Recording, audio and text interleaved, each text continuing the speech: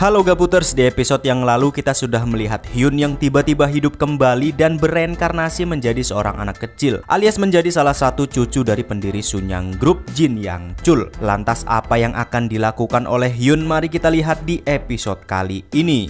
Dan bagi yang baru mampir, silahkan klik link episode sebelumnya yang ada di kolom deskripsi biar paham alur ceritanya. Lanjut. Episode kedua dimulai saat Hyun mendapati dirinya berada di masa lalu sebagai anak kecil dan sedang berada di tengah-tengah keluarga Sunyang Group. Hyun yang heran kenapa dia bisa berada di sana, lantas bertanya kepada istri pimpinan Jin Yang Chul atau neneknya saat ini tentang siapakah sebenarnya dirinya dan kenapa dia bisa berada di sana. Dan alangkah terkejutnya Hyun, ternyata saat ini dia adalah cucu terkecil yang ada di keluarga Sunyang, dan nama Hyun saat ini adalah Jin Do Jun. 내가 누구라고요? 진도준이지. 싱겁긴 말도 안 돼. 진양철 회장 일가에. Ternyata saat ini Hyun terlahir kembali menjadi anak bungsu dari keluarga Jin Young Ki dan Lee Hai In. Dia juga mempunyai seorang kakak laki-laki yaitu Hyung Jun. Namun Hai In ternyata sangat tidak diterima di keluarga Sunyang. Alasannya karena dia bukan berasal dari keluarga ningrat alias orang biasa. Dan Jin Young Ki sebenarnya juga sudah memutuskan hubungan keluarga karena diasingkan oleh ayahnya Jin Yang Chul, karena dia yang menikahi Hai In yang hanya seorang aktris. 너무 마음에 두지 마라. 저 마음에도 없는 소리 저.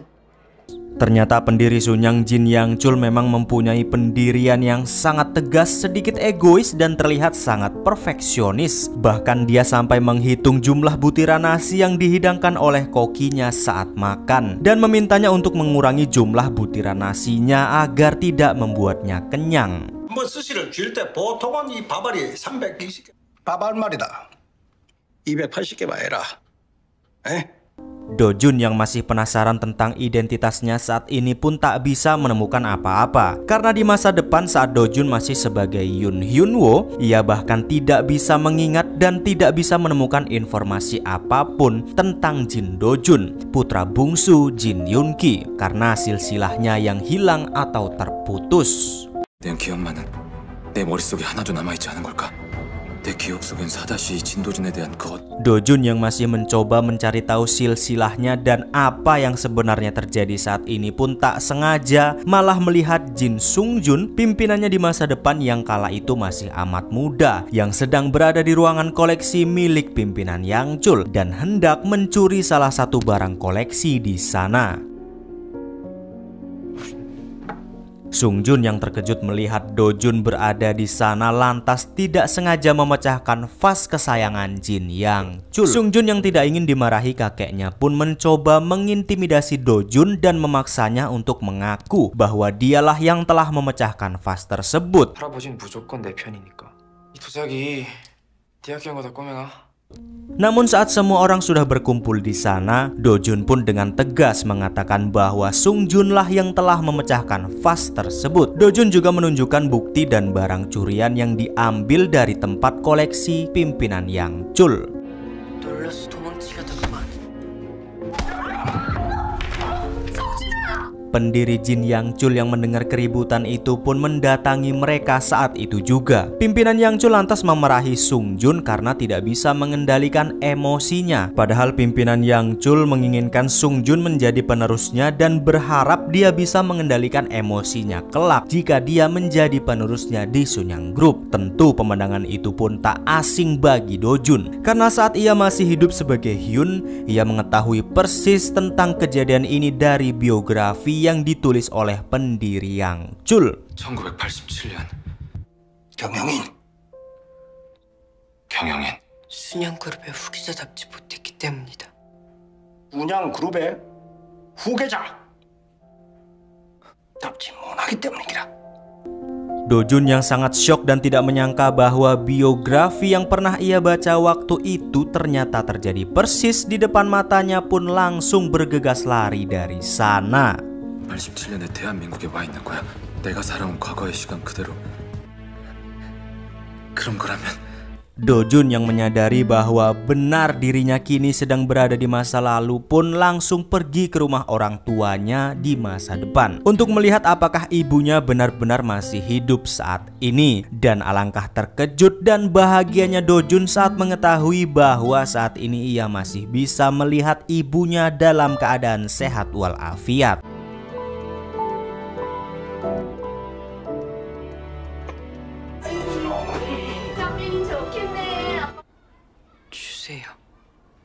Dojun pun melahap makanan dari ibunya dengan sangat haru bahagia. Tentu Ibu Hyun tidak mengetahui siapakah Dojun ini. Hae-in yang mengetahui bahwa Dojun sedang berada di sana pun langsung menjemputnya dan mengajaknya pulang. Tentu Dojun pun bingung harus memilih Hae-in sebagai ibunya saat ini atau ibunya di masa depan sebagai Hyun.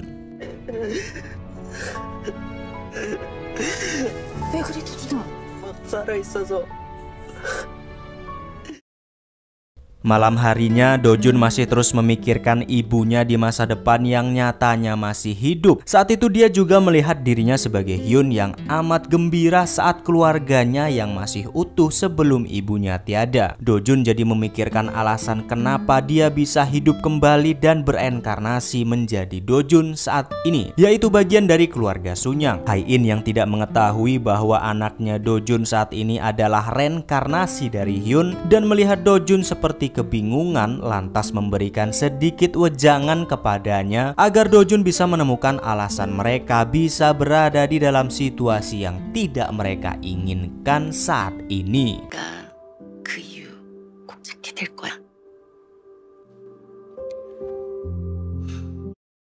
Sementara itu keesokan paginya, pimpinan Sunyang Group yang Chul sudah dikejutkan dengan berita yang sangat membuatnya frustasi bukan main, di mana Sunyang Group harus dipaksa mundur alias bangkrut oleh perusahaan Amerika dan Jepang di bisnis semikonduktornya karena mereka berani menurunkan harga semikonduktor jauh di bawah pasaran global, di mana Sunyang mau tidak mau harus bisa ikut menurunkan harga pasar mereka jika ingin tetap bersaing. Namun dengan konsekuensi bisnis mereka terancam bangkrut. Tentu keadaan ini pun membuat Yang Chul jadi sangat frustasi. jadi 거래 싸움에 새우등 터지는 격입니다.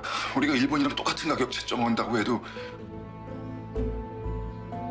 Dan saat itu juga Dojun ternyata datang ke rumah pimpinan Yang Chul kakeknya untuk meminta maaf atas kejadian vas yang pecah waktu lalu. Namun Dojun harus menunggu sejenak karena pimpinan Yang Chul sedang mengadakan pertemuan dengan anak-anaknya.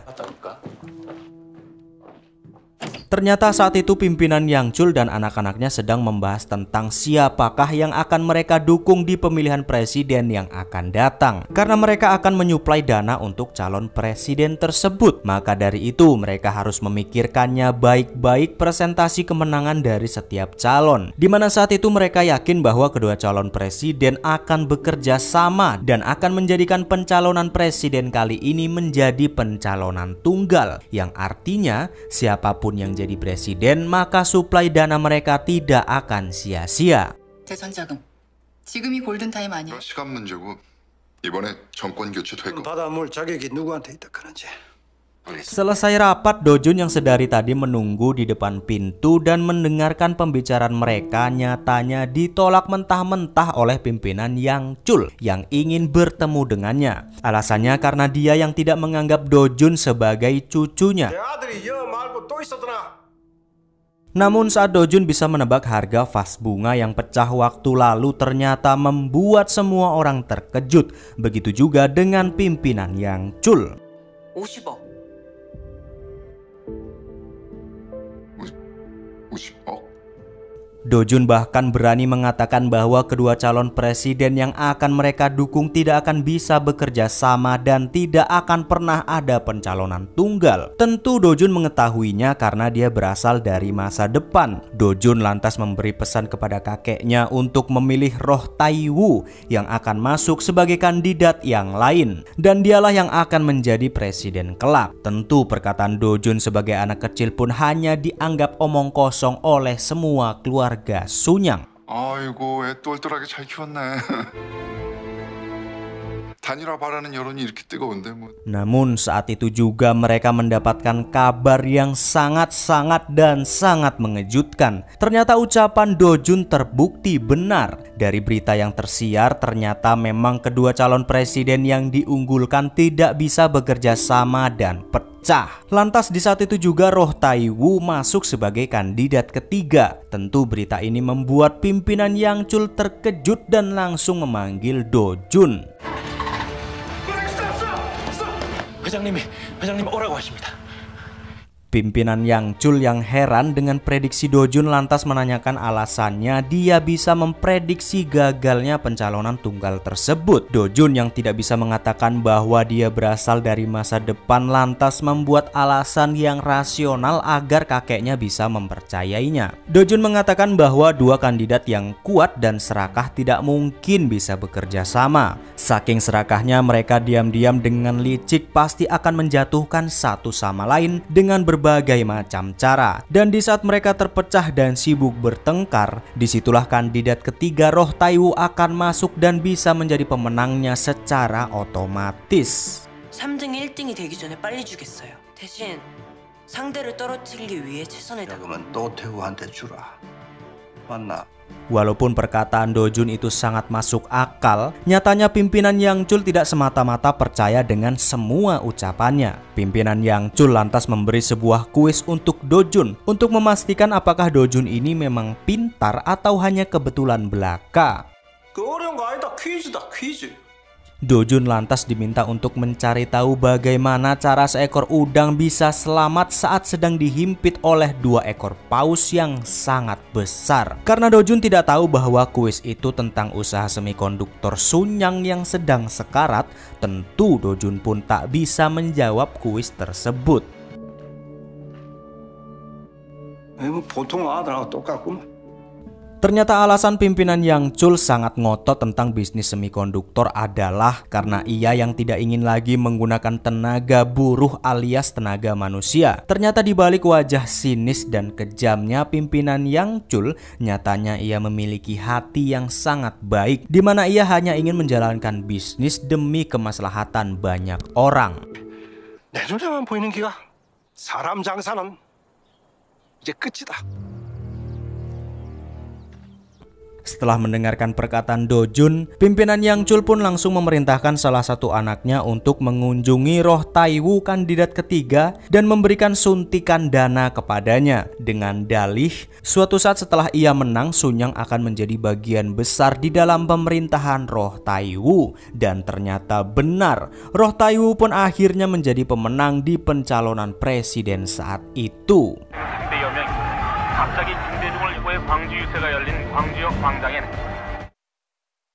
Sementara itu Do Jun yang selesai membaca koran tentang kemenangan Roh Tai-woo tidak sengaja melihat artikel tentang bisnis semikonduktor Korea yang saat itu sedang kritis dihimpit oleh dua negara besar. Do Jun yang menyadari tentang kuis pimpinan Yang Chul waktu lalu pun bergegas menghubunginya untuk memberikan jawaban kuis tersebut. Namun sayang, ternyata saat itu pimpinan Yang Chul sedang dalam perjalanan bisnis di luar negeri. 바그다드 출장이요?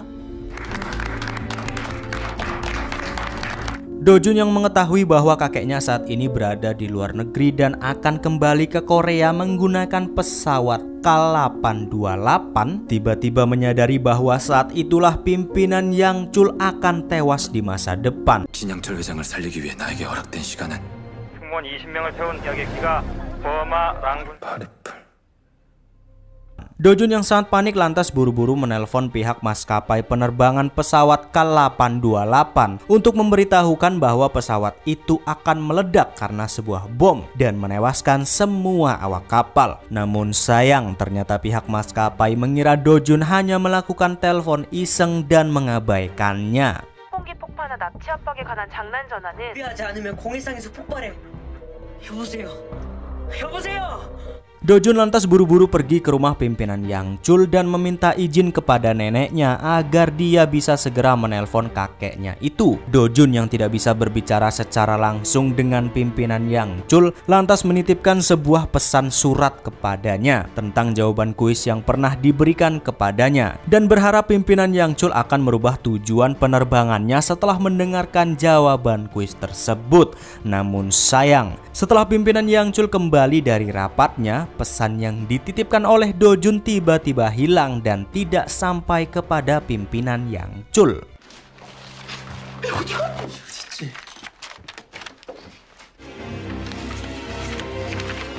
Dan tidak lama kemudian benar saja pesawat K-828 itu pun akhirnya meledak dan menewaskan seluruh penumpang di dalamnya. 지금까지 밝혀진 사고 경위와 승자 2명과 승무원 20명을 태운 여객기가 버마 해적 공부에 나가 있습니다. Mendengar kabar itu, Dojun dan seluruh keluarga Sunyang pun berkumpul untuk memastikan apakah benar pimpinan Yang Chul ikut terdaftar sebagai penumpang K-828.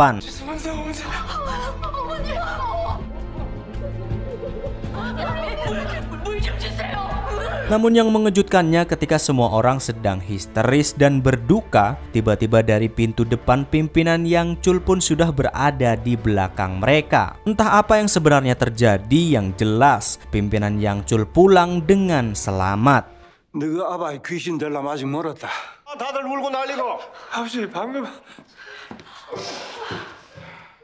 Ternyata pimpinan Yang Chul yang saat itu sudah berada di dalam pesawat tidak sengaja menemukan pesan dari Dojun yang entah kenapa bisa nyelip di buku catatannya. Pimpinan Yang Chul yang membaca pesan Dojun mengenai jawaban tentang kuisnya itu pun langsung yakin dengan jawaban tersebut dan lantas segera merubah haluannya dan langsung pulang ke Korea menggunakan pesawat lain. 서울 가는 제일 빠른 비행기로 알아봐라. Keesokan harinya pimpinan Yang Chul pun memanggil Dojun untuk berbicara empat mata. Namun bukan berterima kasih karena Dojun telah menyelamatkan nyawanya. Ternyata saat itu pimpinan Yang Chul mencurigai Dojun berasal dari masa depan karena Dojun bisa menebak roh Taiwu yang akan jadi presiden dan mengetahui pesawat K-828 yang membawanya akan mengalami kecelakaan. 미래를 알고 있는 거 아이가? Dengan gemetaran Dojun lantas mengatakan bahwa dia memang mengetahui semuanya. Namun Dojun hanya mengatakan bahwa ia mengetahui semuanya karena membaca isi hati sang pimpinan Yang Chul dan bukan dari masa depan. 미래가 아니라 정답이 아니라 무모한 도전에 희지와 응원을 구하는 마음을 알고 있었어요. Setelah mendengar jawaban Dojun, pimpinan Yang Chul lantas memberikan hadiah atas jawaban kuisnya sesuai dengan kesepakatan mereka. Namun Dojun menolak hadiah uang yang akan diberikan kepadanya. Dojun malah lebih memilih sebidang tanah yang saat itu sangat tidak berharga sebagai hadiahnya. 그래 갖고 싶더라. Dojun juga meminta satu permintaan lagi kepada kakeknya. Namun kakeknya menolak karena ia merasa sudah memberikan satu hadiah untuk Dojun. Dojun lantas membuat kesepakatan kepada pimpinan Yang Chul agar ia bisa mengabulkan permintaannya tersebut. Karena di dalam keluarga Sunyang saat ini tidak ada keturunannya yang masuk dalam bidang hukum dan menjadi seorang politikus yang hebat, Dojun pun berjanji akan masuk ke Universitas Hukum, mendapatkan nilai terbaik dan menjadi pengacara ternama untuknya. 최고 학부 서울 법대 합격증이요. 자신 있나? 내가 뭘 주면 되겠노? Setelah menyetujui kesepakatan mereka, pimpinan Yang Chul pun langsung mengabulkan permintaannya itu. Ternyata Dojun meminta kepada kakeknya agar mereka bisa menerima kembali Yunki di dalam keluarganya dan memperlakukan mereka dengan layak, bukan sebagai orang buangan. Tentu perintah pimpinan Yang Chul pun membuat syok semua orang. 이번 주 주말 가족 모임부터 밥상 위에 같이 올리나라. 야, 내 손주다.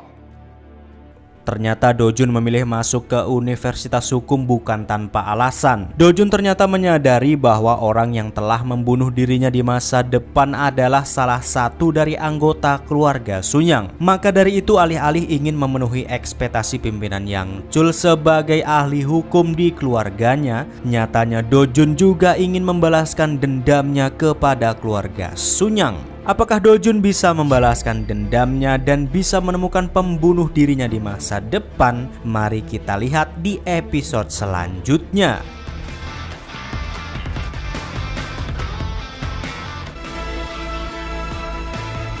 이름은 다들 아실 것 같고요. 6학번 진도준입니다.